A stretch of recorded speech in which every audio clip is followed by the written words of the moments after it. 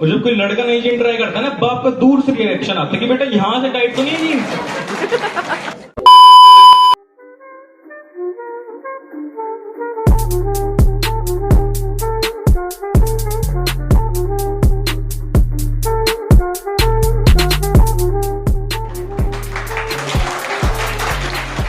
तो आपको basically Indian parents के जुगाड़ तो आपको पता ही होंगे, बेसिकली मिडिल क्लास के, मतलब वो इतने प्रो है ना जुगाड़ करने में, इतने प्रो है वो। मेरी चाची कनाडा रहती हैं, वो आज भी गद्दे के नीचे ऐसे पॉलिथीन रखते हैं कि क्या पता कभी काम आ जाए। और दूध की कैन में, दूध का कैन जो है उसमें पानी भर के रखती है, अगर कभी लाइट चली जाए तो काम आ जाए। देखा ना, देश बदल गया लेकिन हरकतें आज भी वही हैं। तो जैसे कि इंडियन पेरेंट्स हैं, जो हम पापा हैं, वो हमें कुछ भी चीज मांगे वो पहली बार में कभी ना नहीं करेंगे हमें। जैसे कि मैंने एक बार पापा को बोला, पापा मुझे बैट चाहिए। पापा का बड़ा ही यूनिक सवाल जो कि मेरे मन में कभी था ही नहीं कि ये सवाल पूछेंगे। कहते क्या करेगा बैट का?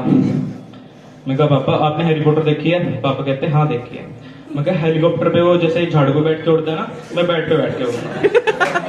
पापा कहते ओ फुद्दू बैट पे बैठ के उड़ते नहीं है, बैट से क्रिकेट खेलते हैं। मैं कहा अच्छा, मुझे तो पता ही नहीं था। मैं कहा चलो आपने बता दिया तो ठीक है, फिर खेल ही लेंगे और क्या।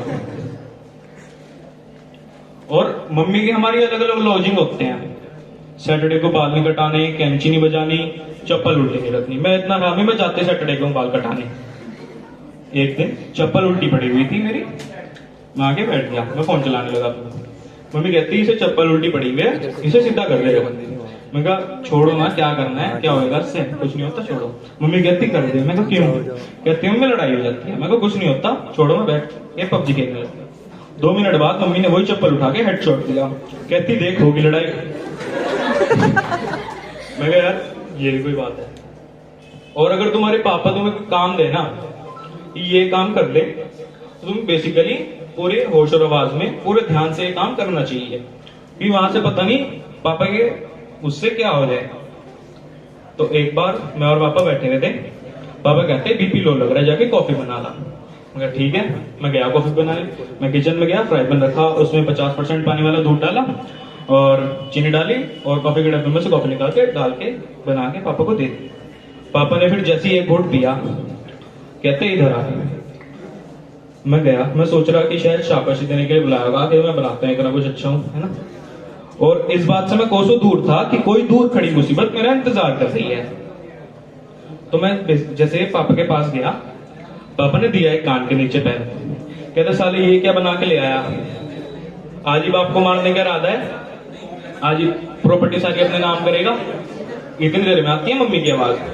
मम्मी कहती कि सुमित जाके बाजार से कॉफी ले आ, कॉफी खत्म हो गया है और कॉफी के डब्बे में पड़ी है काली मिर्च, वो न डाल के भेजिए।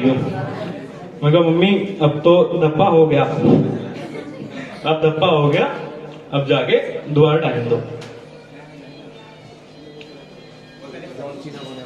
और बेसिकली आप सारे अपने पेरेंट्स के साथ शॉपिंग पे गए होंगे जब बेसिकली छोटे थे, और जब भी कोई चीज ट्राई करने की बारी आती है, बेसिकली लड़कियों की बात नहीं लड़कों की बात। तो जब हम छोटे थे घर वाले कहते हैं यही कर ले, तुझे कौन देख रहा है। क्योंकि यहाँ समाज के सामने अपने बच्चे को आप क्या पता कोई एमएमएस बना रहा हो साइड में। चलो तब समझ नहीं थी, कोई बात नहीं। फिर हम थोड़े बड़े होते हैं, उसके बाद हम ट्रायल रूम में जाना शुरू करते हैं।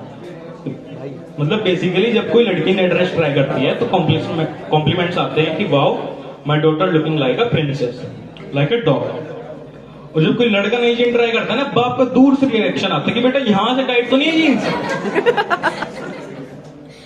यार लड़कियों के लिए इतना सब, लड़कों को यार लात मार के बाहर निकाल।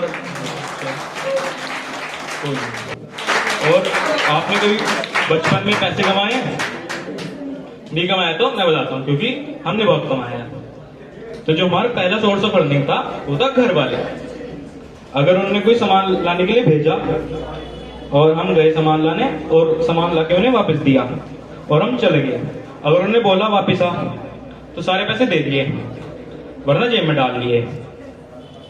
और वो बेसिकली पैसे संभाल के रखने पड़ते थे क्योंकि इनकम टैक्स की रेट कभी भी बढ़ सकती थी, पैसे ज्यादा हो जाएंगे ना, फिर बैंक वगैरह भी अपने पास कम कद्दू के नीचे संभाल के रखते थे। और हमारा दूसरा सोर्स ऑफ अर्निंग था, वो बेसिकली हमारा सीजनल काम था, वो कभी कभी मौका मिलता था जब रिलेटिव आते थे।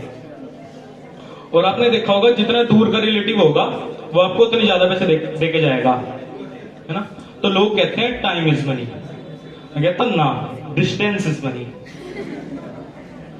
और इंडियन पेरेंट्स को सबसे बड़ा काम ये लगता है कि कोई भी रिलेटिव आपका है उसको बस स्टैंड, रेलवे स्टेशन, शमशान घाट, वहां से एक्टिवा के पीछे बिठा के घर लेके आओ। और आपका रिलेटिव आपकी कभी तारीफ नहीं करेगा कि आप उसे घर लेके आए हो। वो बेसिकली वो कुछ भी करेगा, वो कहेगा भाई साहब आपके लड़के ने तो एक स्पीड ब्रेकर पे उछाल ही दिया था। और इस टाइम पे जब भी कोई रिलेटिव आता है मैं हमेशा तैयार रहता हूँ कि आज तो बोनी का टाइम है, आज तो बोनी का समय है। और बेसिकली हमें पैसे चाहिए, आप बताओ मैं अपनी लेबर चार्ज क्यों ना लूं उनसे। हमने कितनी मेहनत करी है उनके लिए, हमने प्लेट में उनके लिए बिस्किट लगाए हैं, टूटे हुए हमने खाए हैं।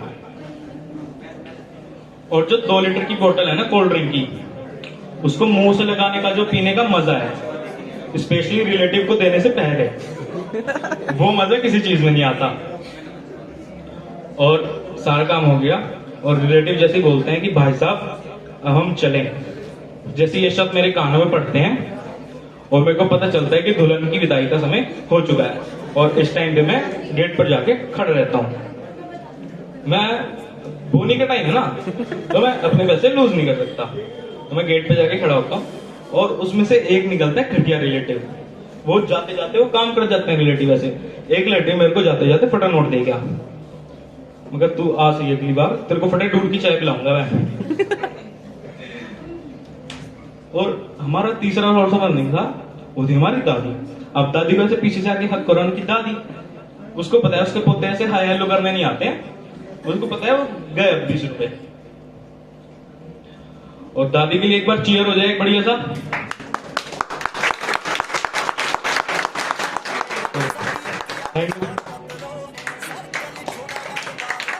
तो गाइस अगर आपने यहाँ तक वीडियो देख लिया तो वीडियो को लाइक करना, और जो लोग चैनल पर नए हैं और वो चैनल को सब्सक्राइब करना, और वीडियो को ज़्यादा से ज़्यादा शेयर करना अपने दोस्तों, अपने ग्रुप, फैमिली, फ्रेंड्स सब में शेयर करना। व्हाट्सएप ग्रुप पे दबा के शेयर करो। And peace out, thank you, love you, good bye.